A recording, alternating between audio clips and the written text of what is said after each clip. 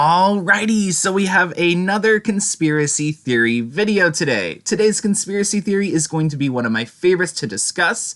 So as you just saw, today's will be, will Cedar Point upgrade Top Thrill Dragster to an LIM and LSM launch system to help with current problems it experiences? For those of you that don't know the current problems it experiences, that's fine. We'll go over that in this video as well. So to get right into it, many enthusiasts and people alike know how unreliable Top Thrill Dragster is and has been. Top Thrill Dragster is one of those coasters that is always down for maintenance or some mechanical issue. Oh, and if it's not one of those, then it's down for an even slight raindrop. Yes, I know, that sounds crazy, but on my last trip, it was explained to us that Top Thrill Dragster cannot operate in any rain whatsoever anymore. So if it's even slightly raining, the coaster will be shut down. I can't fully confirm that. That's just all that was said to us on our last visit. And they literally had to wait until the last raindrop hit the ground.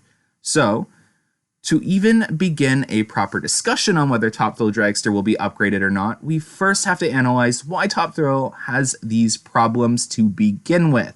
Well, this is something I asked while visiting the park, and the answer actually makes a lot of sense. Top Thrill Dragster, when designed, was designed and built with a ton of moving parts and sensors that all have to work together in order for the ride to work properly. For any of you that have been to the park or stood next to this launch section on the coaster, you fully understand what I just said. Look at how many boxes or motors or sensors there are attached to this launch piece of track here. Those fins all operate somewhat separately. So they're in block sections on a launch segment of the coaster that will then all have to rise individually and lower individually for the coaster to work properly. One sensor blows and that coaster is not moving or going anywhere. So when you're at the park or at Cedar Point and this coaster's down, it's most likely down for a sensor problem.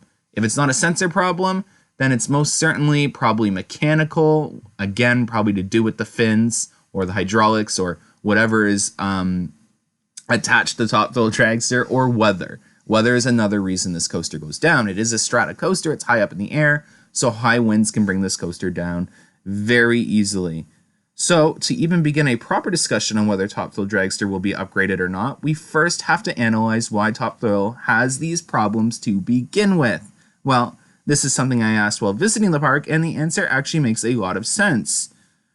So for an example, the launch has block sections of fins, all work together while working separately at the same time. For anyone that understands mechanics, knows there are more moving parts there are, then the more likely things are to go wrong. If you walked alongside the launch track of Top Thrill Dragster, you'll see that this thing truly is a maintenance nightmare. That's just the launch. The brake section on Top Thrill Dragsters operate in a similar manner that make it twice as likely to go down. Add multiple block sections with multiple sensors and more fins, and you truly have a sensor and cooperation problem. You guys know exactly what I'm talking about. So when you're standing there waiting, you hear the fins going up in separate sections, like like you hear it. And whenever you look out when the ride goes down, you can usually spot the one fin that isn't cooperating, or the one sensor, or the one piston, or the hydraulic system. Something is not working, and it's usually one. So here's a great view of that. One will cause the ride to not work properly. There has been occasional times where we've seen them force the ride into manual mode because one isn't going to do too much, and they'll try and operate it. Sometimes it works, sometimes it doesn't. But in most cases, the ride will go down, a mechanic will show up, and they'll replace a sensor or something, a wire. That's usually what I see when I'm there. It's usually a wire or a sensor that we're replacing. The mechanic will leave, the ride will go back up. It just seems like a true nightmare. So apparently, the topic of upgrading Dragster has come up numerous times and seems to be an ongoing discussion on whether Dragster should move to an LIM and LSM launch to help resolve some of these ongoing maintenance issues. So now let's go over whether I think this is possible or not. And this is where it gets really interesting. So for positives, it would remove a lot of the problems with differing parts having to work together in order for the ride to run. The more moving parts there are, the higher the risk for downtime. Dragster, despite its downtime, remains a huge draw for the park, so removing it is definitely not an option, and upgrading it or improving it would be best. Upgrading Dragster would be a lot cheaper than removing it and replacing it as well. It would help with boosting guest satisfaction as well as having Dragster more operational. This seems to be the problem. So imagine an alternate universe where Dragster was up and running 99% of the time and operations were great. This would be fantastic for Cedar Point regardless of how old the attraction is now. It remains a huge hype factor for the park, and being a Canadian, I can tell you it's one of the biggest draws for Canadians crossing the border and grabbing a pass to go to the point.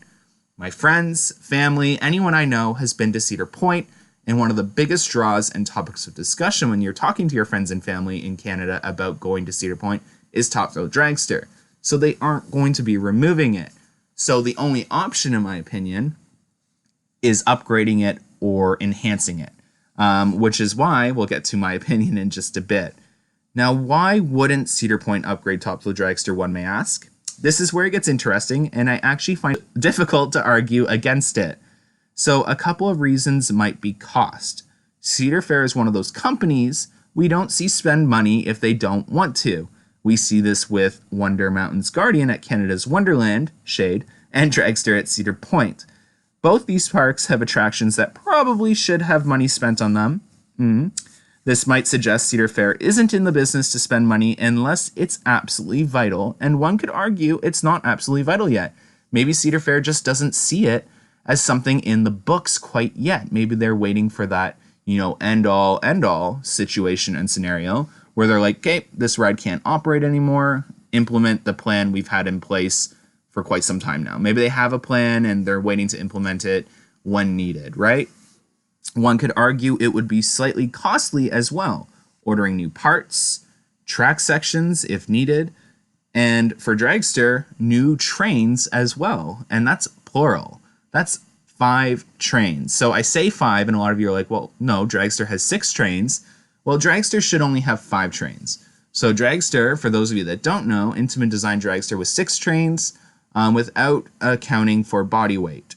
So operating 6 trains with full loads and different body proportions was actually a safety risk because from what I understand or have heard, and again, I can't confirm this, the trains could collide. So train 6 and train 1, I guess, could collide or, vice versa.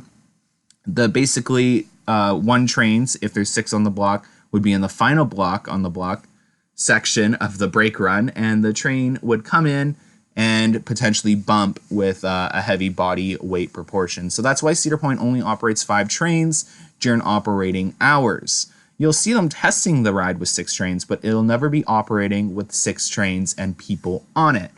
So that's very interesting for those of you that didn't know that I would just share that.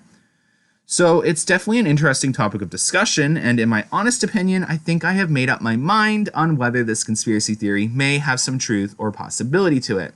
I am definitely going to side with it's possible that Top Thrill Dragster can and may receive an upgrade down the road with LIM and LSM launch to help improve its reliability and popularity. I think one off season we could see this upgrade done, and who knows, maybe Intamin and Cedar Fair are already working on this. I just personally find that spending money soon to fix this coaster will greatly remove the burden down the road of cost and reliability.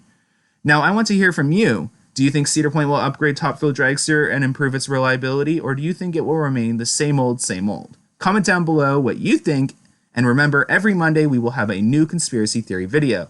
It's that time of the video where I tell you to smash that like button, subscribe if you haven't, and share this for others to enjoy. And as always, thanks for watching and have a great one. Bye!